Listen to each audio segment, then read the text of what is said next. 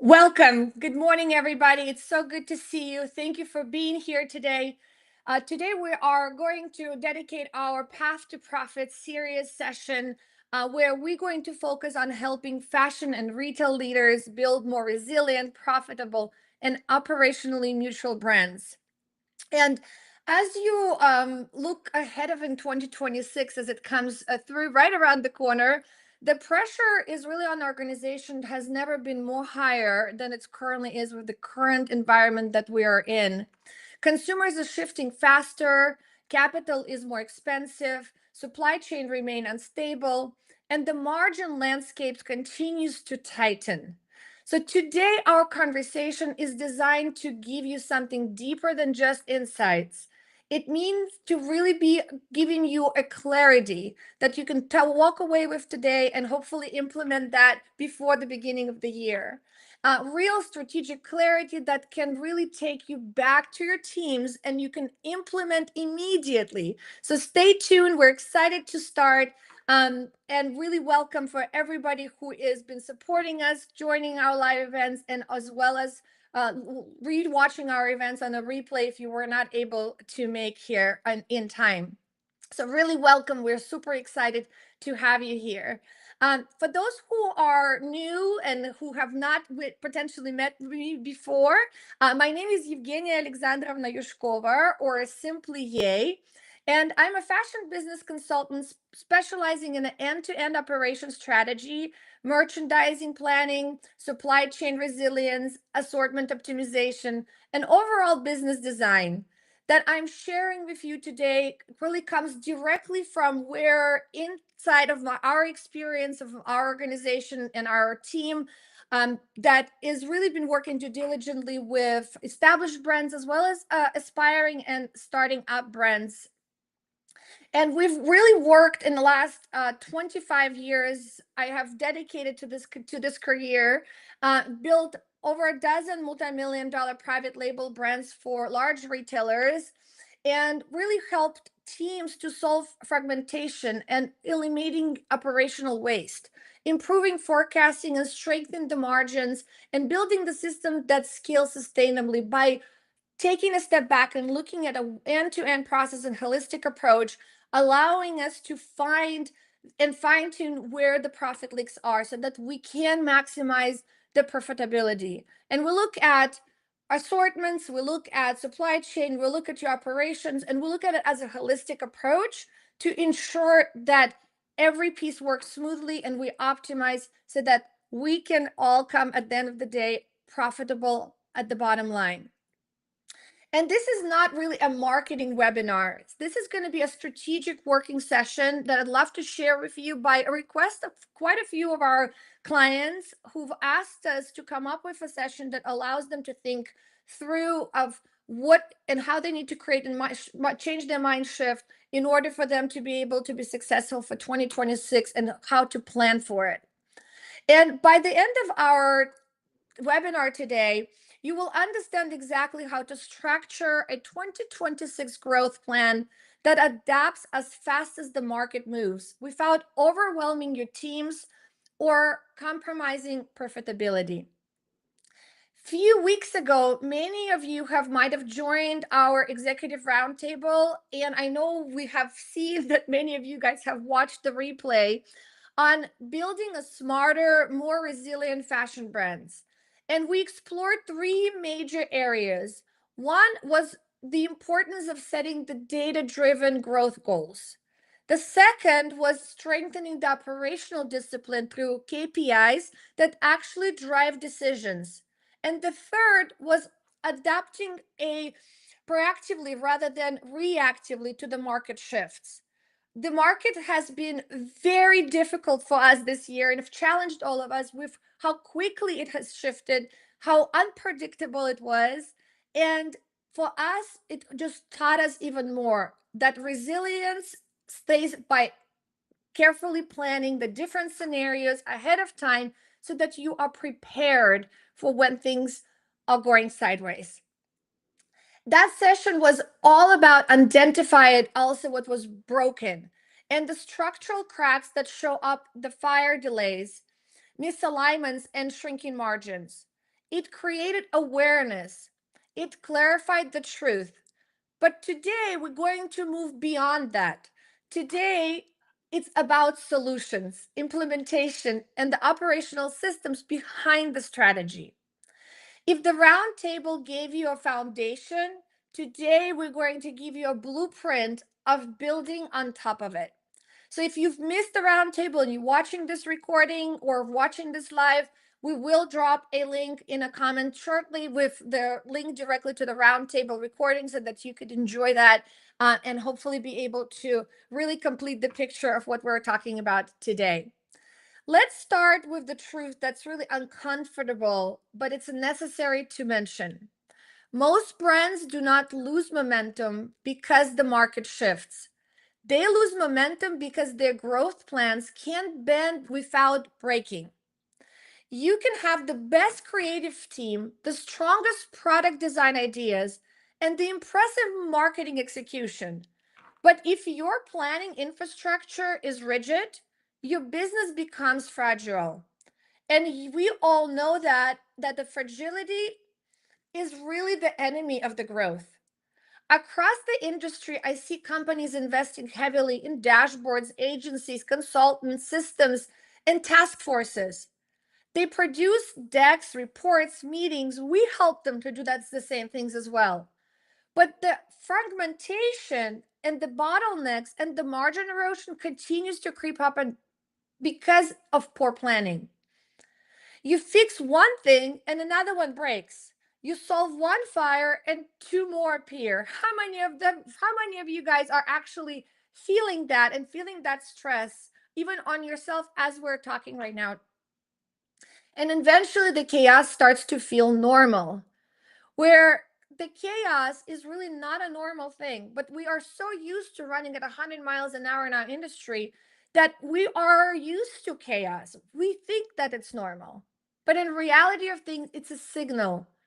It means that your infrastructure is not supporting your growth. So if you're feeling that you and your team are constantly going through a chaos, most likely it's time to think, reflect, and find where we can optimize, where we can pivot. And brand that's are structurally sound doesn't feel chaotic. They feel aligned, intentional, and they have predictability, even in the most unpredictable markets, because they've planned for all the different scenarios that can potentially happen. And that is exactly what we are building today, a roadmap that stays stable while everything around it moves. To build that, we really need to rethink how to plan for growth. Most brands still follow a traditional model. They look at the last year revenue and say, let's add 10 or 20% of sales or revenue and let's grow that way and potentially grow year over year. But that approach is often becomes intuition based, not really a database. And we see that surprisingly still with a lot of our clients are who coming into us and asking us to solve an X. And when we start to really unveil and look at the whole holistic picture, we realize that it all started with a intuition planning. It creates really an inflated expectations, misaligned investments, and operational strain, and unnecessary complexities. It leads to over assortment, overbuying, reacting to market, and really unpredictable margins like we all experienced this year. Now, in the modern 2026 growth plan, really you cannot follow this model anymore. It must anchor itself in data as a starting point, not as a validation step.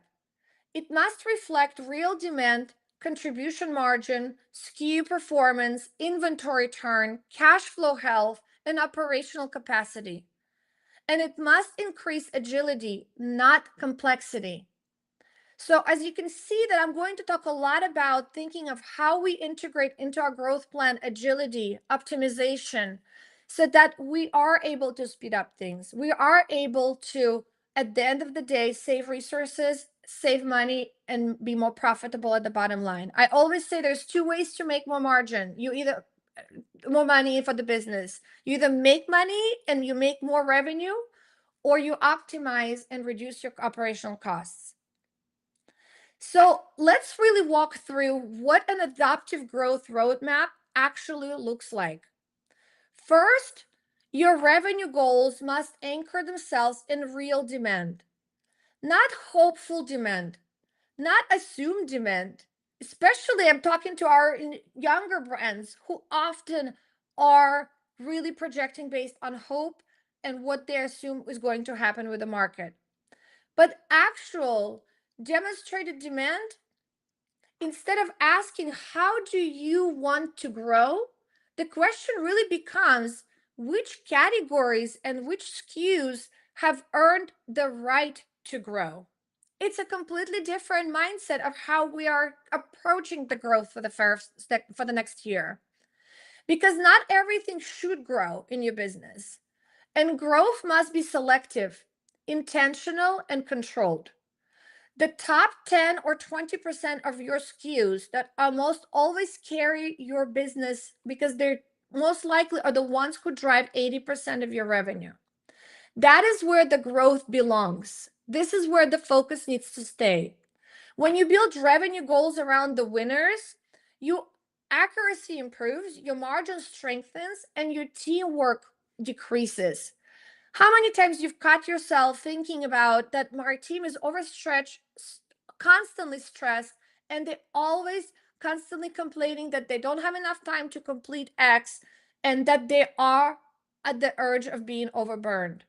Well, it's time to look under the hood of your operations, and it's time to look at the hood of how you actually set the goals for the next year, whether you're going to help them to succeed and decrease their workload so that they could be successful and manage what they actually need to focus on. Second is really your margin goals must really tie into the SKU discipline. You cannot hit margin targets while expanding the SKU count without limits. Every new SKU adds cost, development cost, production cost, carry cost, right? And it really goes cognitively to load on your teams. To increase margin in 2026, you must narrow, not widen. You deepen where the demand is real, and you eliminate where the performance is weak.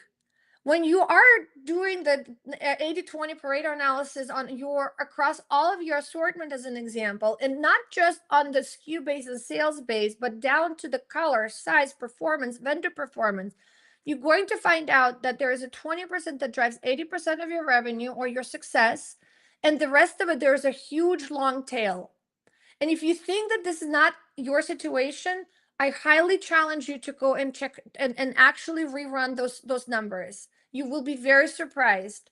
We have brands who are coming to us, assuring us that they're very much focused on their assortment. And when we start running those numbers, we always find a long tail that sometimes just needs to be chopped off so that you can refocus your energy on the things that's working, on the things that your customer, your end customer finds the benefit of your brand and helps and gravitates toward because of those 20%.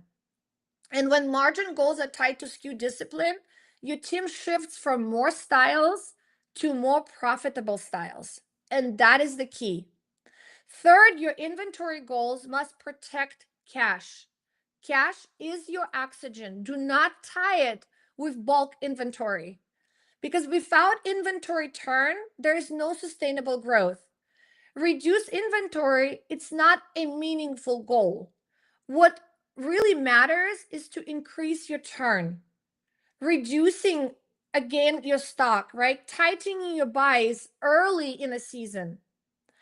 Inventory issues are not a warehouse issues either, which is often a big pitfall and misunderstanding. They are planning issues.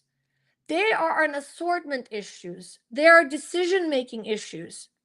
When your buys really are tighter and your read to react is faster, your cash becomes healthier and your growth becomes more predictable.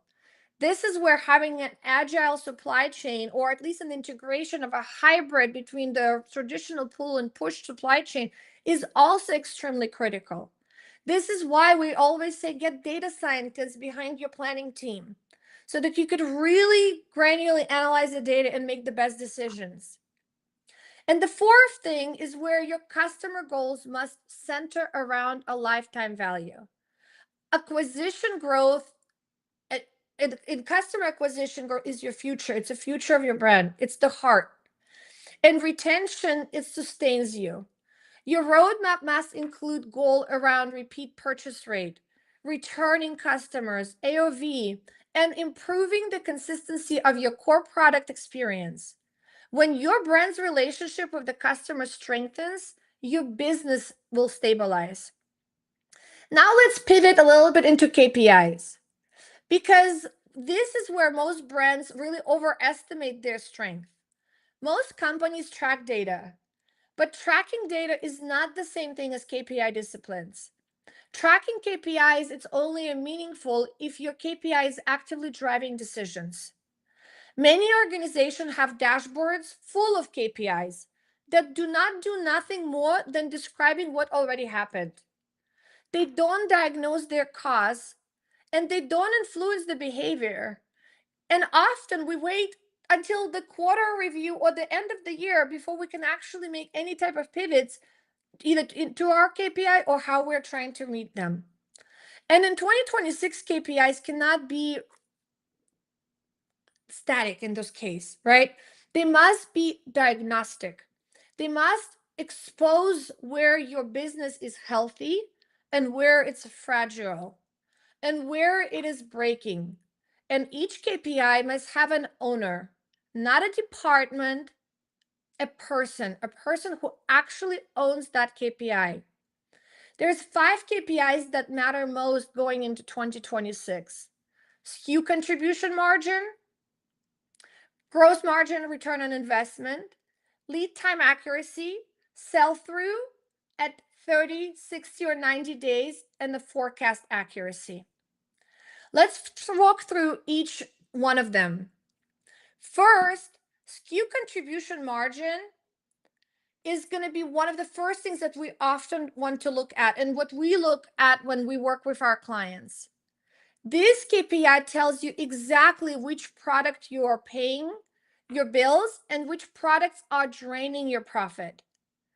It is the single most powerful way to identify which categories deserve expansion and which ones needs to shrink.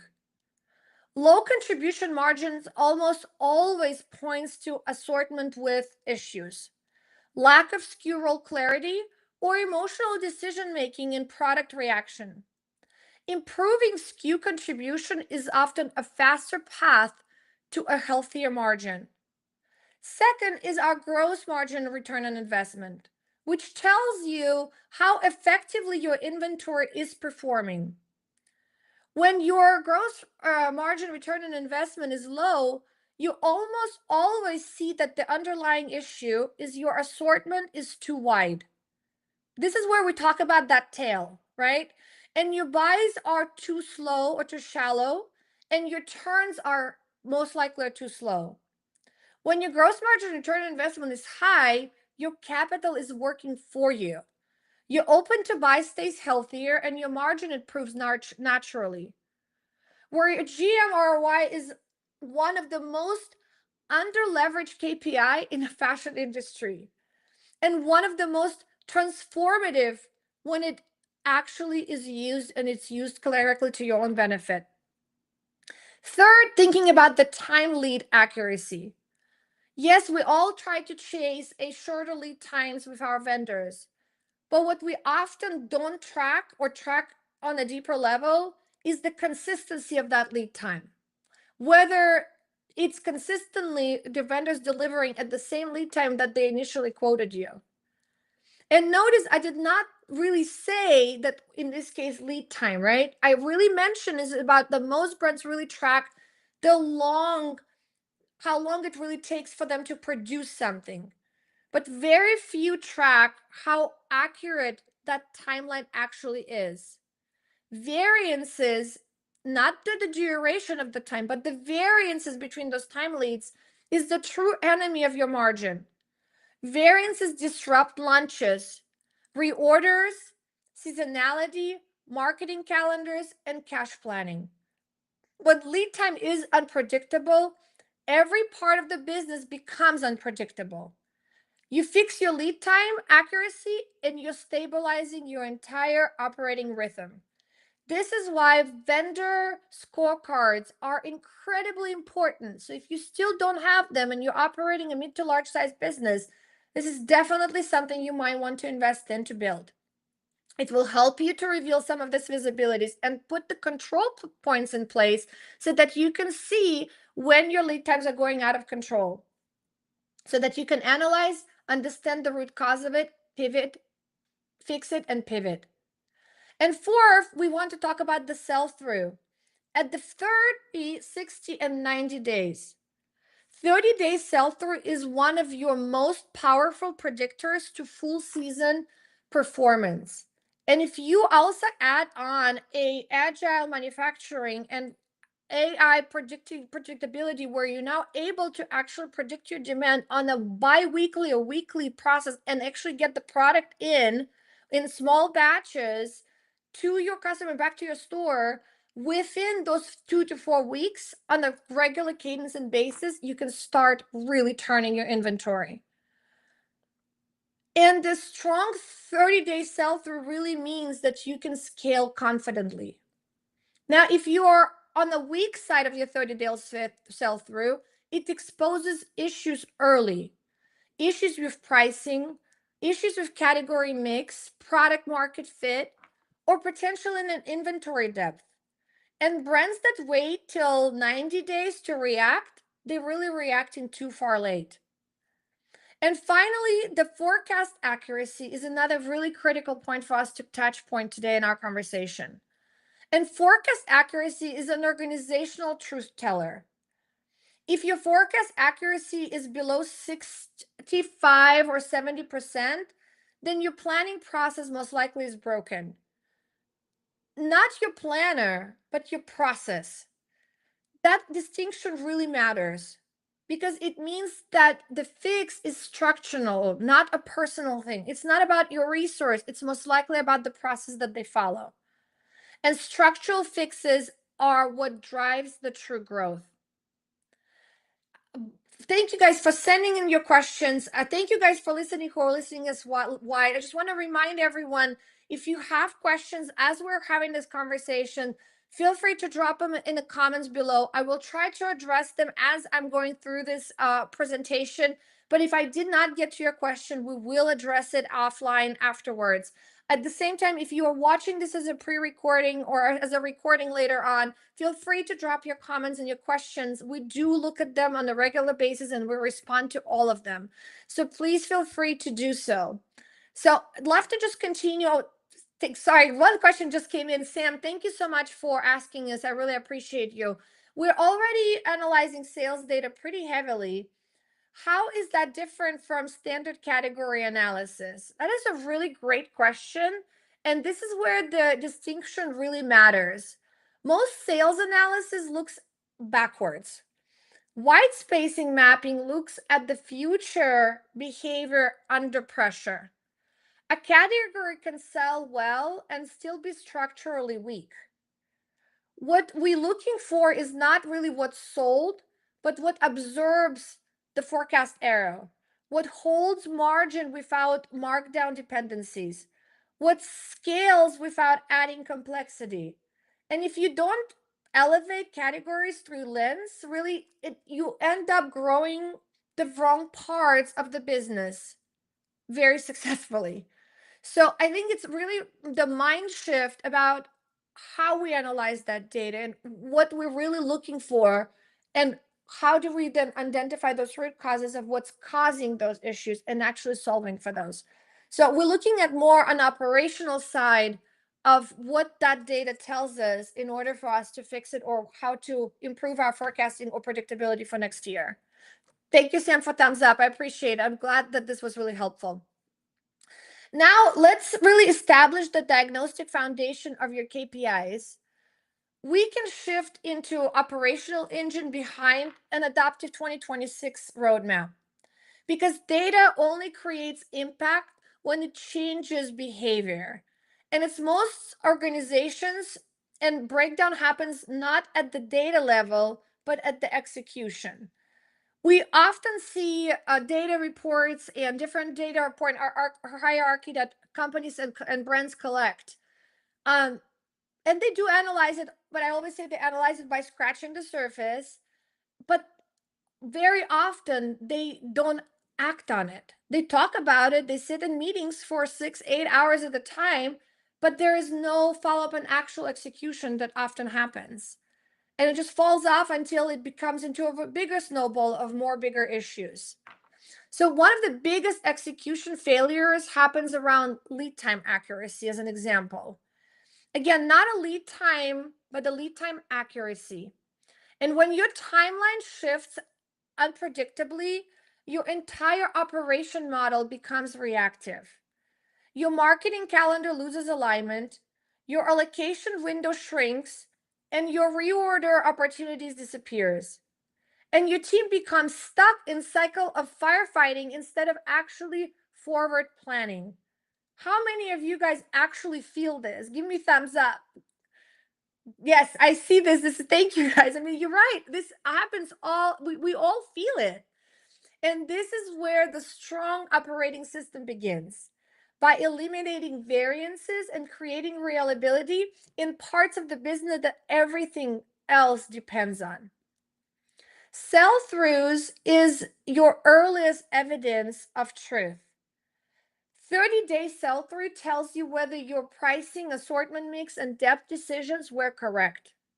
It tells you where the market actually wants what you produced. It tells you which items deserves the reorder, which items should be marked down quickly, and which items you're pointing your towards the next season opportunity. So this is where the agile manufacturing supply chain really steps in and works. So instead of ordering large, big, bulk buys that ties up your cash, and then assuming the 30-day sell through actually is not as favorable as you were hoping, well, all that product is going to go into markdown eventually, and it's going to tie up your cash for another 90 days or more sometimes until you're going to sell through or liquidate it. On the agile manufacturing side, if we do that, we're able to bring in small test runs that is enough for us to sustain for 30 days. And within first few weeks, we could, by the demand shift, we can start replenishing to the real demand. If you guys are interested in that solution, please do make a comment below, and I'll be happy to touch base with you and we can talk more about it. Forecasting accuracy is another final diagnostics that completes the picture. Low forecast accuracy doesn't mean you need better forecasting tools. It means your planning process is misaligned with reality. It means decisions are being made based on assumption instead of data.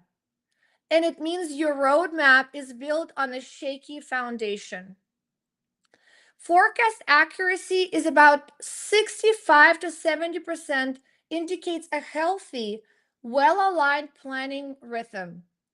Accuracy below that really indicates where the structural issues that must be resolved before growth can be stable. And once you have this diagnostics in place, you're ready to build a system that accurately depends in real time. This brings us to the heart of adaptive roadmap, strategic pivots. And this is where I really want us to think about the ownerships and how do we actually set up those goals and how do we then pass it on to our teams. And instead of actually having a department holding a responsible for those KPIs, is to dedicating a person that can help the lead and hold others accountable in order for you to be able to hit those goals. A pivot is not a reaction. It's not a scramble. It's not a sign that something has gone wrong. A pivot is really a planning adjustment triggered by predefined conditions. It is the mechanism that allows your business to blend without breaking. The brands that thrive in 2026 will not be the brands that avoid surprises. They will be the brands who expect them.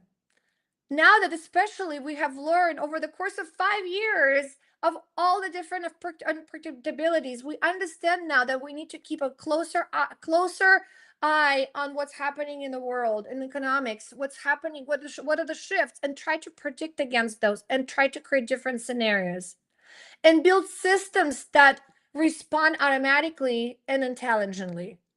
Most brands pivot emotionally.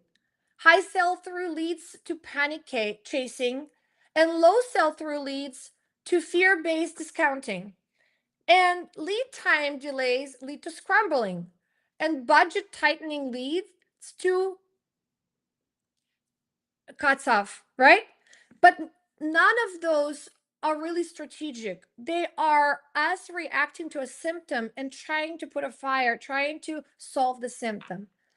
But if we go back to the root cause of why this happened, is most likely because when you were planning it a year ahead, a quarter ahead, you most likely did not pre-thought of all the different scenarios and had systems in place that can help you pivot very quickly if those things happen.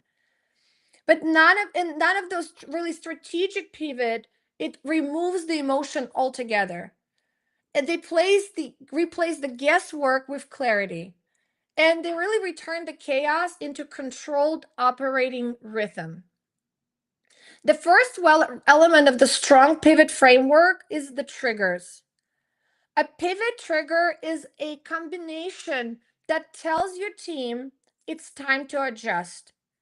High sell through, low sell throughs, unexpected forecast variances, capacity constraints, cost inflations, cash flow pressures, all those are triggers. And they're all valid.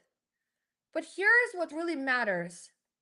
If you define triggers only when you are under pressure, the pivot becomes reactive and chaotic.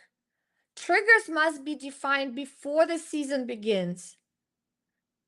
When triggers are predefined, the pivot is not an emergency anymore. It's simply just the next step or a plan B or plan C.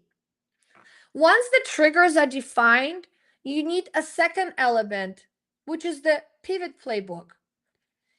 And the pivot playbook really tells you the team and your team exactly what changes and what needs to be done when the triggers are activated. It clarifies what stops, what accelerates, what shifts to align production, what gets deeper buys, what pauses, and what moves to the later reasoning window.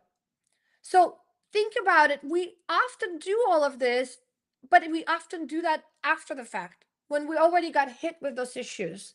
So instead of taking that 6, 8 hour Kaizen or planning meeting that you have planned or potentially constantly have to solve some of these things that arise, we'll shift that at the beginning to your planning phase and actually pre plan for those scenarios. And most organizations leave this up to really an interpretation, which is why pivots feel stressful. The team is forced to really invent the solution while they're under pressure. But the pivot playbook really eliminates that. It gives you it gives you a roadmap and a guideline, and it really help you to give your team clarity. And instead of asking, what do we do? They simply execute as a pre-aligned plan that they already put together in place for those type of scenarios. And having a really defined RACI chart that allows a correct communication and into all the proper people and departments in order for them to know that this trigger, there's a trigger and we are pressing the green button go to the pivot plan. And that's when it's all starts to move. That's the different mentality shift, again, from what we're doing traditionally today to how we need to start thinking about for the future. And the third element really is the guardrails. And guardrails are the boundaries of your operating model. They define the maximum amount of inventory the organization is willing to carry. They define the minimum acceptance margin, an acceptable margin, and they define aging threshold that trigger discounting or liquidation. They define the minimum cash reserves required before the new development is approved. Without guardrails, the business really drifts. Decisions become inconsistent. Profit becomes unpredictable. Guardrails ensure that even when you pivot, you never compromising the financial stability of your brand. The fourth element is the communication cascade, right? This is where the most organizations fall apart. A pivot is only as effective as it is executable. And execution is only as effective as its communications. When a pivot happens, everyone must know what changes and what their responsibilities are. Decisions need to be made within 24 hours. Actions need to begin within 48 hours. Visibility needs to be established within 72 hours. When decision actions are visibly, when the decision actions, when they actually happen and they are actually visible, it is predictable rhythm. It pivots into more of a smooth sail. And when communication breaks down, pivots turn into chaos.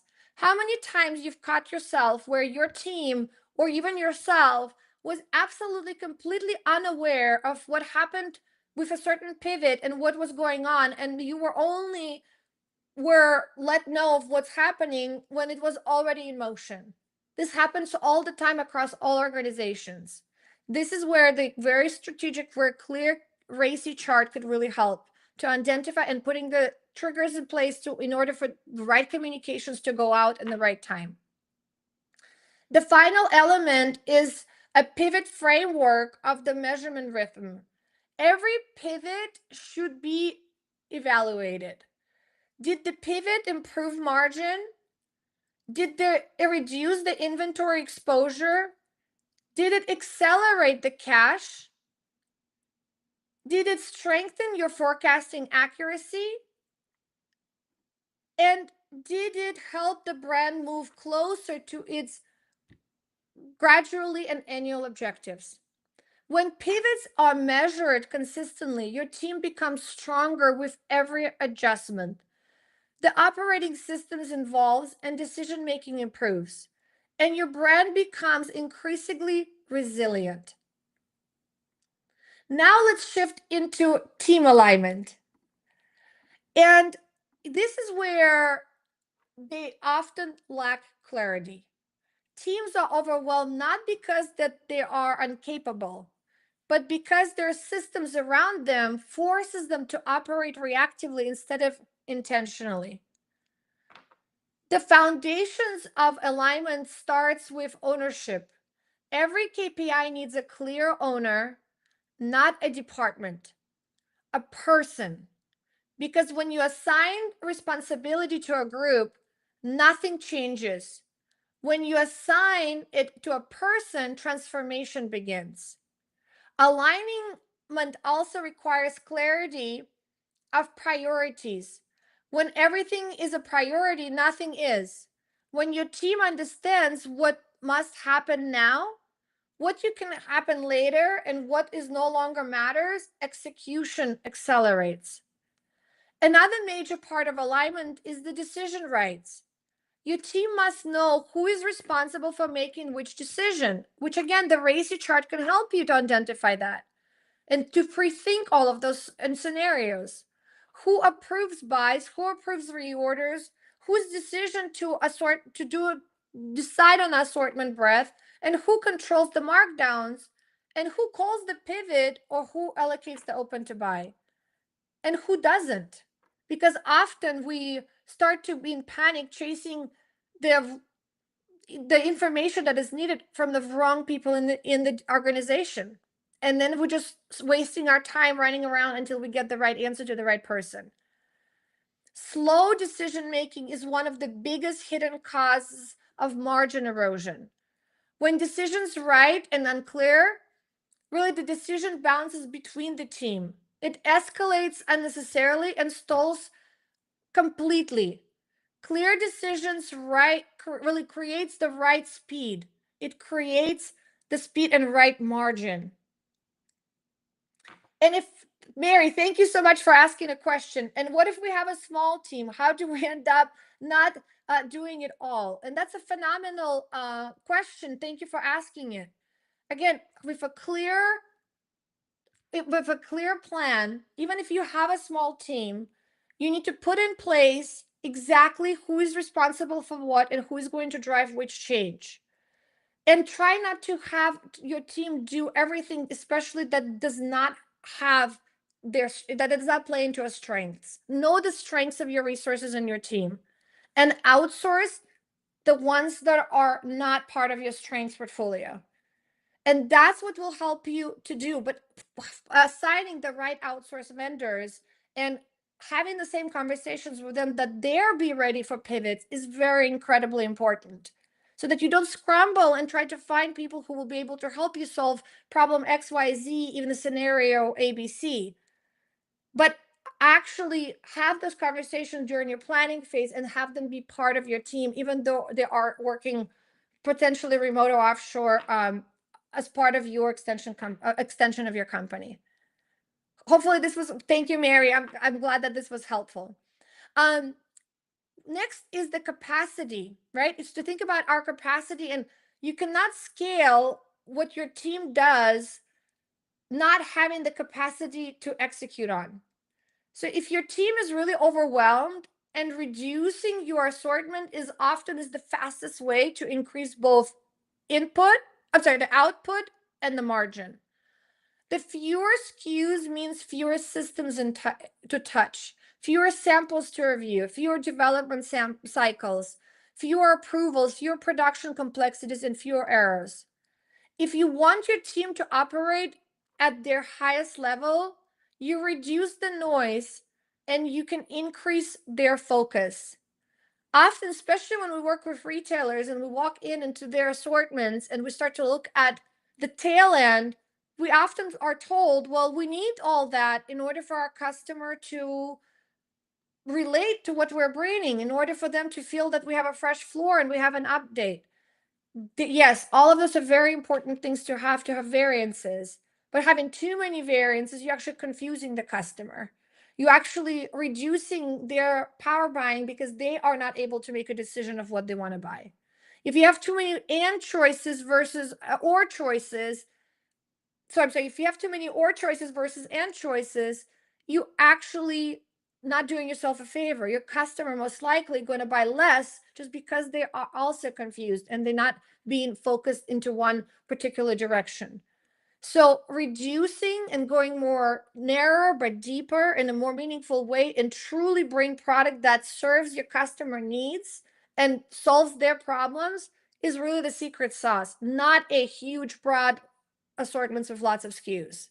Or often, especially in the retail side, we come in and we have 60, 80 vendors that we work with. Do we really need that many? And we often, when we optimize, we usually easily, from just by analyzing their performance data and how everything works, are usually able to chop off at least 30-40% of that and reduce that stress on the workload. When we have your really operating rhythm, then your rhythm determines your reactivity and your intentionally, right? Whether to make sure that your high performing brands run on a consistent cadence. Weekly assessments for winners and for laggers.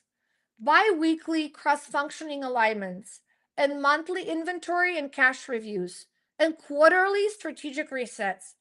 When your rhythm is strong, your decisions become predictable. When your rhythm is weak, everything becomes reactive and chaos. One of the most powerful tools in a scenario planning, and a scenario planning is one of the most important capabilities for 2026.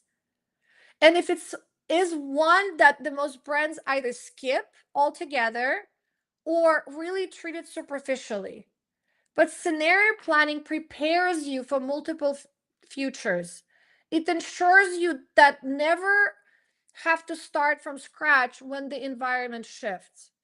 You build 3 scenarios: base case scenario, mid case, and worst case. And you define the actions, investments, the cuts and the pivots that responds to each. And you also define what parameters are each of those scenarios carry. Scenario planning reduces fear. It removes panic. It replaces what you do now with what already know what we need to do if it happens. And once your scenario is built, you define the matrix that activate them. Matrix such as forecast accuracy, category contribution margin, inventory aging, or reorder windows as an example, and a cash position. When the matrix shifts, the scenario shifts. And because of the actions are already predefined, the transformation is smooth. And if you are able to actually configure your systems to have those scenarios and flags as the data starts to show us and pivot us to one or towards another scenario that everybody gets notified automatically, that's the golden ticket for you to succeed. And scenario planning is what creates organizational calm. Even when it's in the most vitality moment, even when it's everything is shifting so quickly and being so unpredictable. When scenarios activates based on clear matrix, your brand becomes proactive instead of reactive. Instead of scrambling to figure out what to do when performance shifts, your team already knows the plan. They know what stops, what accelerate, which categories to be on the lean side, or which categories they need to reduce, and how cash should be relocated. Scenarios activation removes decisions fatigue, and it doesn't live in the financial department. It needs to be across organization, and everybody needs to be on board. It removes uncertainty, and it allows your brand to move at the speed and the market requires. And the biggest key is that it should never only sit with the top management. It needs to be trickled down and communicated, and potentially even better built on the process users as well and their input. That's how you get them vested. That's how you want them to get them to actually follow what you guys are planning out as all of your different scenarios. And now let's talk about the financial impact modeling, because there is one of the most overlooked tools, and again, in our fashion planning, and yet it's one of the most powerful. Before you make changes of your assortment, your buys, or your channel mix, or your pricing decision, you model the financial impact. You look at what happens if you cut off the bottom 20% of SKUs. You look at what happens if you double down on your top performers. You look at the margin sequence of shifting production from push to pull. You look at the cash implications of tightening buys by 10%. When your model impacts before you actually execute, you prevent the margin erosion, that unintentional margin erosion. You protect the business from surprises. You turn your decision into strategic ones. Most brands make these decisions by a feel or by a reaction. And high performing brand models, they impact and they act accordingly. To illustrate how all of this really comes together, I want to walk you through from one of the real examples of one of our clients, one of our brands that came to us about mid-year with a split forecast, inconsistent category performance, and aging inventory that was tying up their cash. The team was overwhelmed, the planning rhythm was reactive, and the roadmap that they entered the year with no longer matched to the conditions that they were operating in.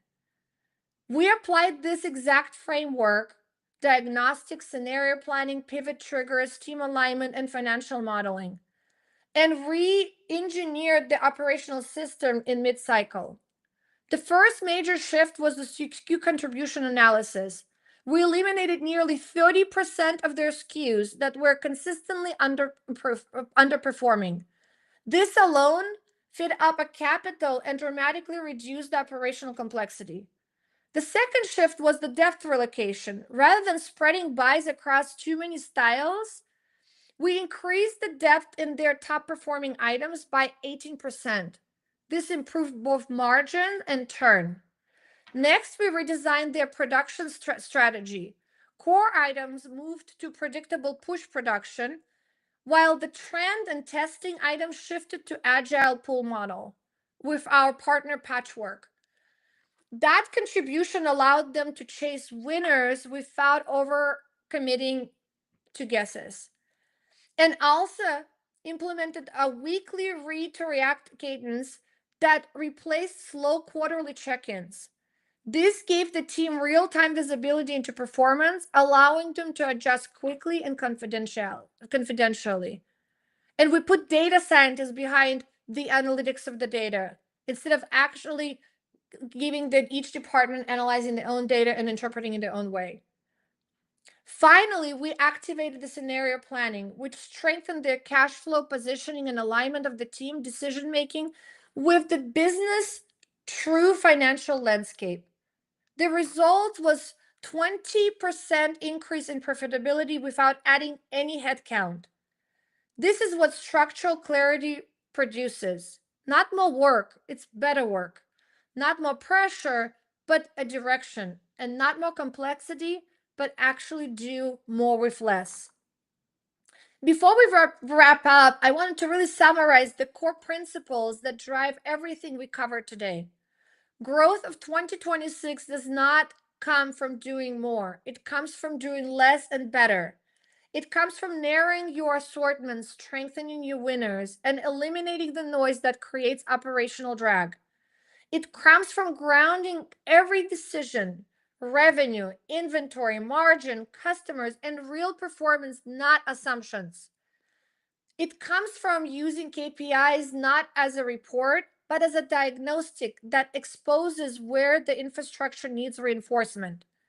It comes from building pivot systems that remove emotion, add clarity, and allows your team to adjust quickly without chaos. And it comes from alignment of your operating rhythm with the reality of your capacity, your customer, and your cash positions. The brands that succeed in 2026 will be the ones that remove complexity, accelerate decision making, and operating with intentionally. As we close, I want to say thank you for being here. This is our 12th Path to Profit webinar through this year. We're excited that we've concluded the year. We're looking forward to the next 12 to come. If you guys have any ideas or suggestions of topics that you want us to cover, please reach out or drop your comments. We would be excited to see it. We would be excited to address it and hopefully come up with webinars that specifically address the questions that you would like. And the work that you're doing, the work of building the smarter and more resilient and more profitable brands, is what is still separate the leaders from the followers in the next few years within our industry. And if today's session brought clarity and opening new ideas, please share your insights, drop comments, or pass this along to another executive who may actually benefit from this. This is how we elevate an entire industry together. Our next Path to Profit session is focusing on building the resilience about a private label strategy, and topic that is becoming more important for brands looking to improve margin, differentiate, and strengthen the customer loyalty. So thank you again for being here. I appreciate your leadership, your commentaries. It really always helps us to stay on track and know that what we're delivering is valuable, and dedication to build the kind of a brand that doesn't just grow, but grows intelligently, sustainably, and profitably. Thank you, and I see you guys all next year.